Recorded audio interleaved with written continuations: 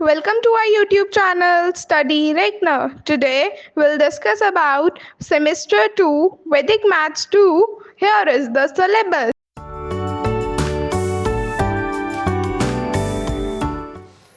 अब हम बात कर रहे हैं PYQ सोल्यूशन वैदिक मैथ्स 2 पेपर के लिए। पेपर में 4 क्वेश्चंस होंगे। फर्स्ट क्वेश्चन कंपलसरी है। फर्स्ट क्वेश्चन में जो है आपको 5 पार्ट्स गिवन होंगे, उसमें से 4 करने हैं और उसके बाद सेकंड, थर्ड और फोर्थ में से आप कोई भी 2 क्वेश्चंस कर सकते हैं। ठीक है, तो आइए एक बार देख लेते हैं। पहला क्वेश्चन है मेरे पास कि attempt any 4 of the following. Solve करना है हमें एक्स के लिए। ये हमारे पास इक्वेशन है।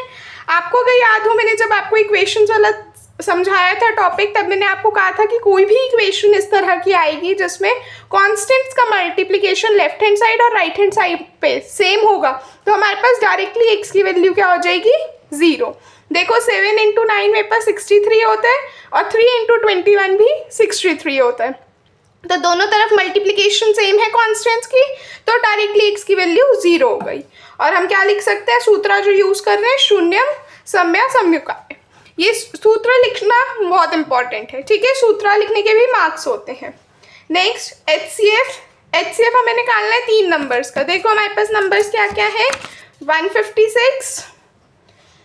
156, 231 और 99। तो हमने क्या किया, हमारे पास मेथड क्या कहते हैं, जो भी स्मॉलेस्ट नंबर है उनको ऐड करो। तो मैंने 99 + 156 किया, मेरे पास आ गया 255।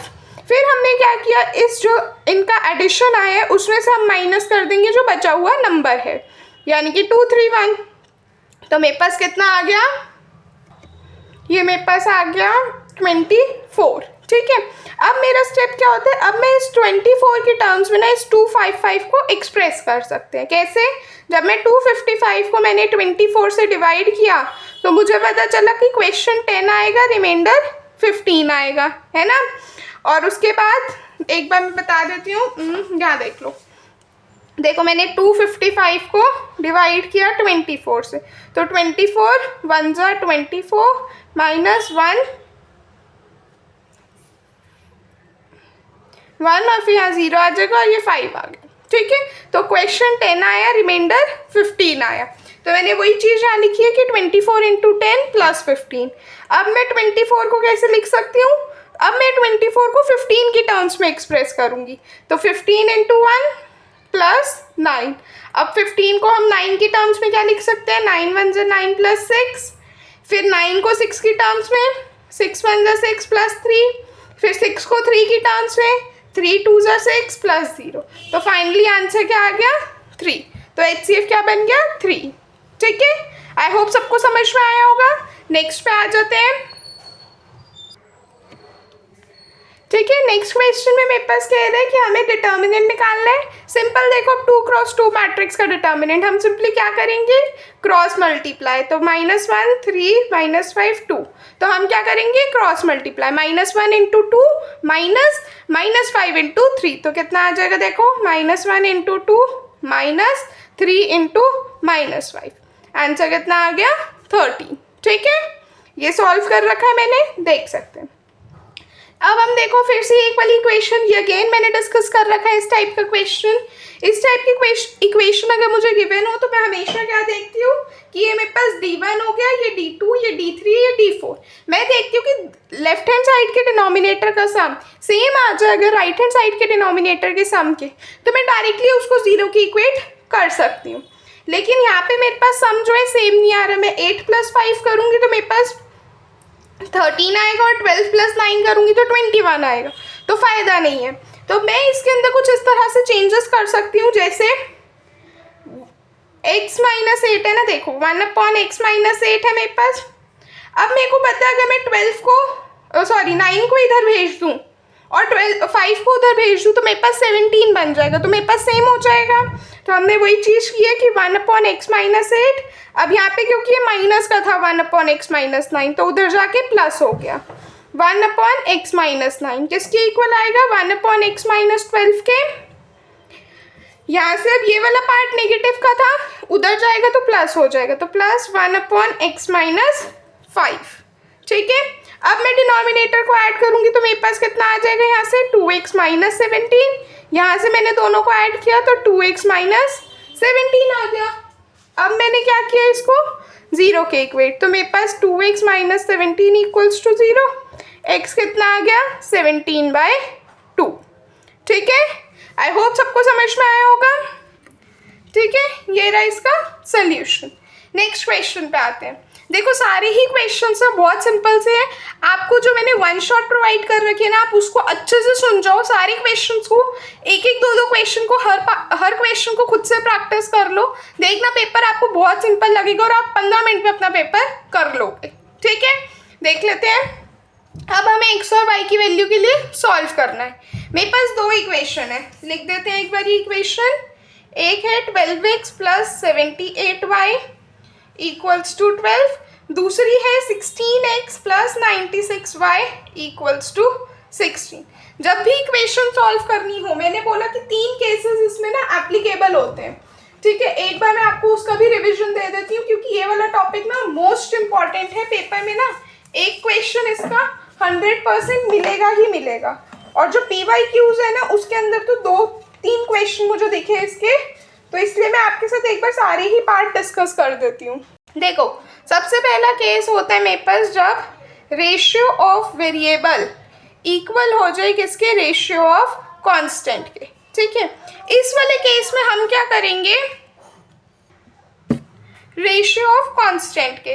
तो ये जो है मेरे पास ना फर्स्ट केस होता है। इस केस में हम क्या करते हैं, बेसिकली हम चेक करते हैं कि या तो x के जो कांस्टेंट्स है, जैसे मैंने ये इक्वेशन लिखी है ना, तो यहाँ पे जो x के जो कोफिशिएंट है इसका रेशियो अगर सेम आ जाए कांस्टेंट के रेशियो के, या y के कोफिशिएंट का रेशियो सेम हो जाए कांस्टेंट के इक्वल हो जाए रेशियो के, तो हम जो है क्या करते हैं, हम सिंपली ना दोनों में से किसी भी इक्वेशन में आप y को 0 रख दो। ठीक है, y आपने 0 रख दिया, आपके पास x की वैल्यू इजीली आ जाए। तो आपके पास x को हमारा y होता है कोऑर्डिनेट, जो x की सॉल्व करोगे वैल्यू वो आएगी और y क्या हो जाएगा, 0। आपकी इक्वेशन सॉल्व हो गई। दूसरे केस पे आ जाते हैं।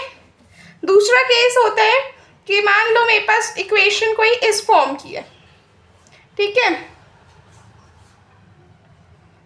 यहाँ पे क्या हो रहा है, जो पहली इक्वेशन में x का कोफिशिएंट है वो दूसरी इक्वेशन में y के कोफिशिएंट है, मतलब दोनों का कोफिशिएंट सेम है।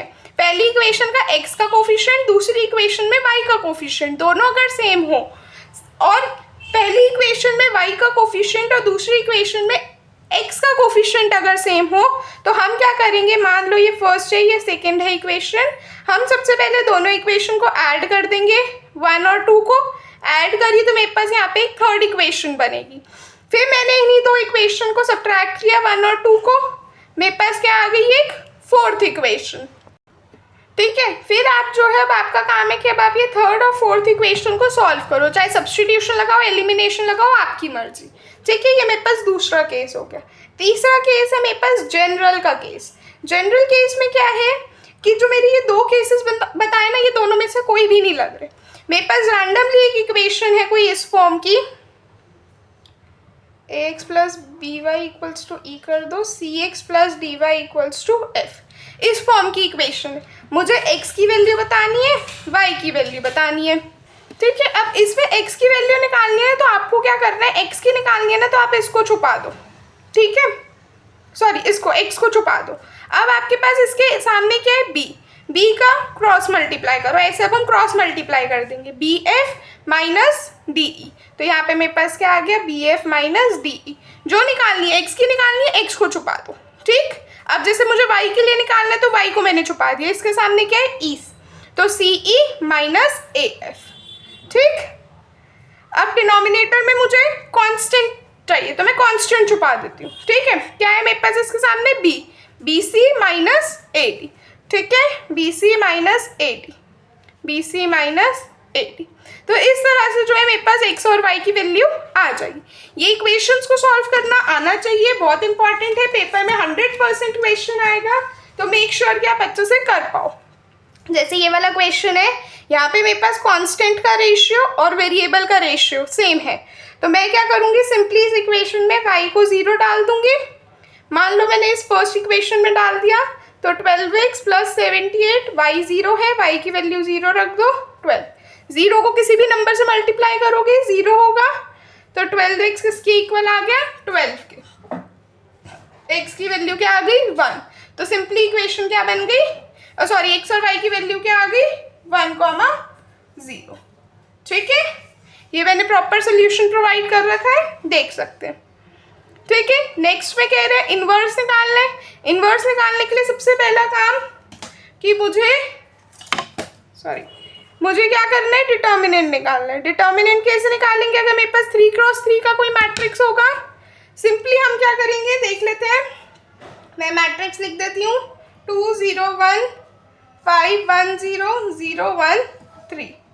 ठीक है, मुझे इसका डिटर्मिनेंट निकालना है, तो मैं सबसे पहले इसको छुपा दूंगी और इसको प्लस माइनस प्लस साइन दे देंगे। अब सिंपली क्या करेंगे, क्रॉस मल्टीप्लाई करते जाएंगे, तो 5 × 1 माइनस 1 × 0। फिर अब मैंने इसको कर दिया, इसको छुपा दो, अब ये बचा, तो 5 × 3 माइनस 0, 5 × 3 माइनस 0। अब हम जो है इसको छुपा देंगे, तो ये कितना आ गया, 1 × 3 माइनस 1 × 3 माइनस 1 × 0।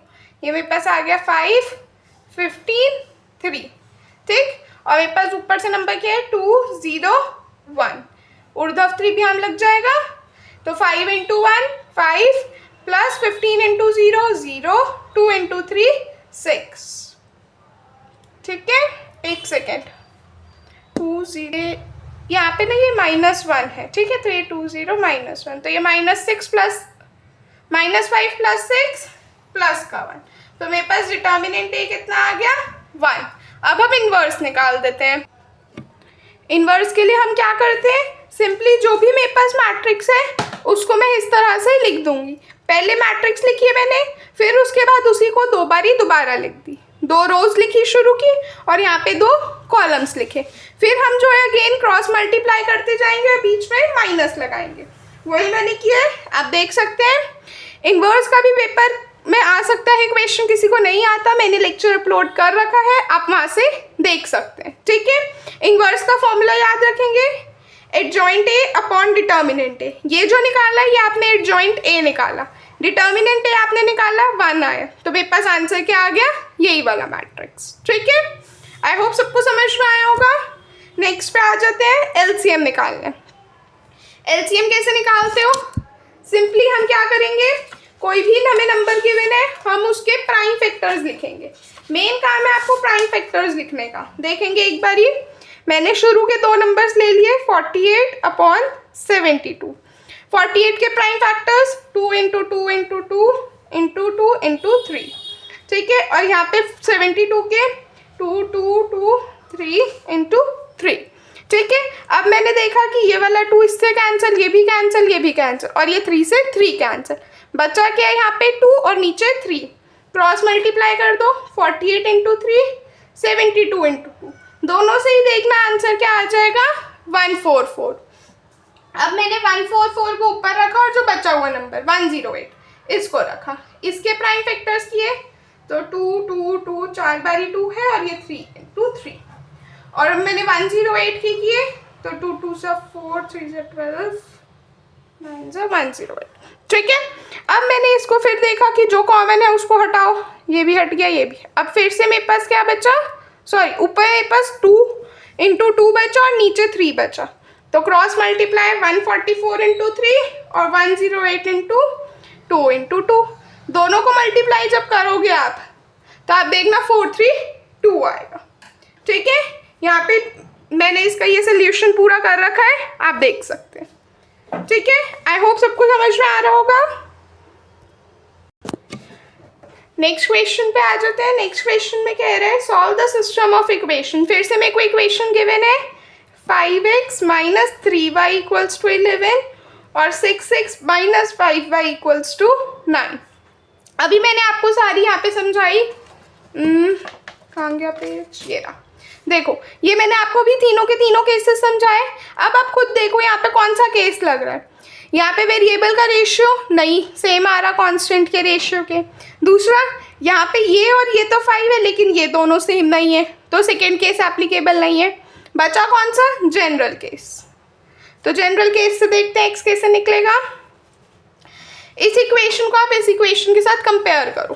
ठीक है, ये देखो ये A X plus B Y equals to E है और इसको मान लो C X plus D Y equals to F. तो x कैसे निकलता है, बी एफ, यानी कि ये b हो गया, ये f हो गया, तो कितना आ गया -3 इंटू 9 माइनस डी ई, यानी कि ये d हो गया, ये e हो गया, -5 इंटू 11।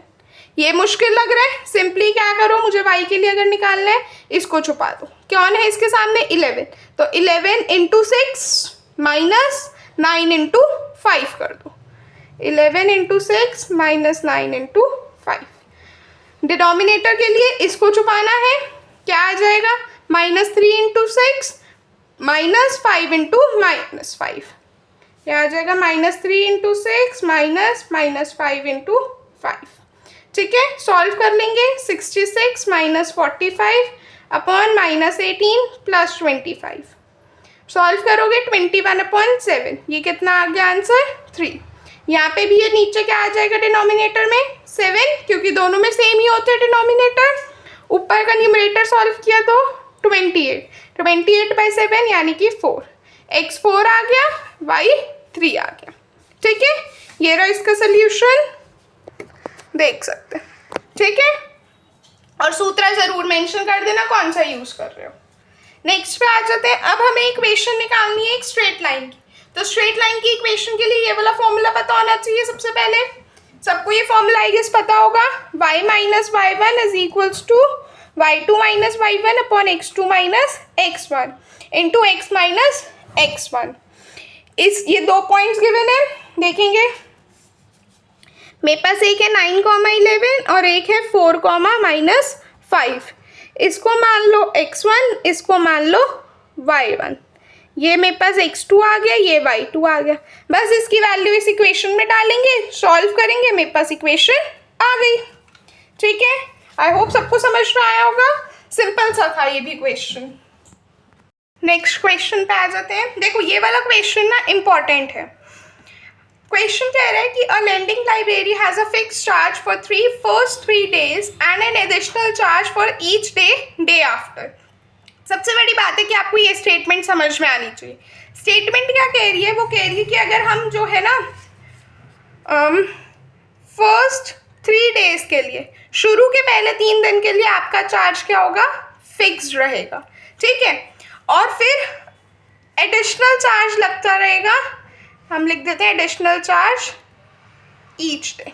ठीक है, कि मतलब शुरू के पहले दिन के लिए चार्ज फिक्स्ड है और फिर जैसे जैसे दिन बढ़ते जाएंगे, अगर आप 4th डे पे गए, 5th पे गए, तो ये चार्ज बढ़ता जाएगा, तो हम ये एडिशनल चार्ज कह देते हैं इसको। ठीक है, ये बढ़ेगा। अब यहाँ पे एक कस्टमर है Suman. Suman paid ₹27 for a book kept for 7 days। Suman के लिए बात कर लेते हैं। तो सुमन ने जो है 27 रुपये दिए, ठीक है, और उसने बुक कितने दिन रखी, 7 दिन रखी। फिर while Neha paid 21 for a book kept for 5 days। Neha जो है दूसरी कस्टमर, नेहा ने क्या किया, उसने 21 रुपये दिए। कितने दिन के लिए दिए उसने, 5 days के लिए, उसने 5 days के लिए दिए 21 रुपीज़। क्वेश्चन कह रहे हैं find fix charge and charge for each day, each extra day. अब मुझे ये फिक्स्ड चार्ज भी निकालना है और ये जो एक्स्ट्रा चार्ज है ये भी निकालना है। देखो कैसे करेंगे, देखेंगे इस तरह से आप स्टेटमेंट दोगे कि let y be the fix charge for the first 3 days। तो हमने इसको y मान लिया और जो एडिशनल चार्ज पर एक्स्ट्रा डे है उसको हमने x मान लिया। ठीक है, अब सुमन ने कितने रुपीज़ दिए, 27 दिए। सबसे पहले ये समझो कि सुमन ने बुक कितने दिन रखी, 7 दिन रखी, 7 दिन। कितने दिन का प्राइस फिक्स है, 3 दिन का। 3 दिन का प्राइस, ये फिक्स प्राइस है, तो यानी कि फिक्स प्राइस को मैंने क्या दिया, नंबर y, तो ये y हो गया। अब 7 में से 3 गए तो 4 बच्चा, यानी कि उसने 4 दिन जो है बुक एक्स्ट्रा रखी अपने पास, तो यानी कि 4 दिन का चार्ज लगेगा एडिशनल, तो उसको हम x कह देते हैं। तो टोटल उसने 27 रुपीज़ दिए, fix charge y, extra charge 4x। तो ये मेरे पास एक इक्वेशन बन गई। आई होप सबको समझ आया होगा। नेहा का केस समझते हैं। नेहा ने 21 रुपीज़ दिए, कितने दिन उसने बुक रखी, 5 दिन। कितने दिन का चार्ज फिक्स है? 3 दिन का। कितने दिन ज़्यादा रखी? 5 - 3 2, तो 2x हो गया। ये फिक्स चार्ज है तो ये y आ गया, तो टोटल 21 दिए, y प्लस 2x हो गया। ठीक है, तो एक ये इक्वेशन बन गई, एक ये बन गई। दोनों इक्वेशन को मैंने सॉल्व कर दिया। अगेन जनरल मेथड से ये सॉल्व हो रही थी तो मैंने उससे सॉल्व किया और सूत्र मैंने मेंशन कर दिया। ठीक है, नेक्स्ट आ जाते हैं। तो बस आपके पास जो भी x और y की वैल्यू होगी, x की 3 आई है तो एडिशनल चार्ज पर एक्स्ट्रा डे क्या हो गया? 3, और fix charge for the first 3 day कितना है? 15। ठीक है, नेक्स्ट क्वेश्चन पे आ जाते हैं। ये क्वेश्चन कह रहा है कि हमें लेंथ निकालनी है of the perpendicular from the point. Point कौन सा है मेरे पास? 3,4 और किस लाइन पे? 2y = x पे। सबसे पहले हम इस लाइन की इक्वेशन को अच्छे से लिख लेते हैं। क्या लिख सकते हैं? x - 2y = 0। सही है, पॉइंट ये है। मैंने आपको बताया कभी भी डिस्टेंस निकालना हो, am + bn + c का मॉड डिनोमिनेटर में क्या आ जाएगा? a का स्क्वायर प्लस b का स्क्वायर अंडर रूट में। ये मेरे पास पॉइंट है mn। ये लाइन की इक्वेशन क्या है? ax + by + c = 0। यहाँ पे c नहीं है तो आप 0 कह सकते हो। ठीक, तो बस वैल्यूज डाल देते हैं। a कितना है? 1, m कितना है? 3, b कितना है? -2, n कितना है? 4, c कुछ भी नहीं है तो हम 0 लिख देंगे और मॉड ले लेंगे क्योंकि डिस्टेंस नेगेटिव नहीं हो सकता, लेंथ नेगेटिव नहीं हो सकती। रूट में a का स्क्वायर यानी कि मेरे पास 1 का स्क्वायर हो गया प्लस b का स्क्वायर यानी कि -2 का स्क्वायर, तो ये आ जाएगा मेरे पास -2 का। ऊपर मैंने सॉल्व किया 3 - 8 - 5 मॉड की वजह से, एक सेकंड यहाँ पे प्लस कर दो, मॉड की वजह से ये प्लस का 5 रहा और नीचे 1 + 4 √5। इसको मैं क्या लिख सकती हूँ? √5। ठीक है, क्योंकि मैं 5 को कैसे एक्सप्रेस कर सकती हूँ? √5 × √5 और एक √5 नीचे ही था तो ये कैंसिल हो गया। मेरे पास आंसर कितना आ गया? √5। ठीक है, ये रहा इसका सोल्यूशन, देख सकते हैं आप। आई होप आप सबको लेक्चर पसंद आया होगा। कोई डाउट्स है आप कमेंट सेक्शन में पूछ सकते हैं। नेक्स्ट टॉपिक के लिए बने रहें, तब तक के लिए चैनल को लाइक करें, शेयर करें और सब्सक्राइब करें। Thank you everyone.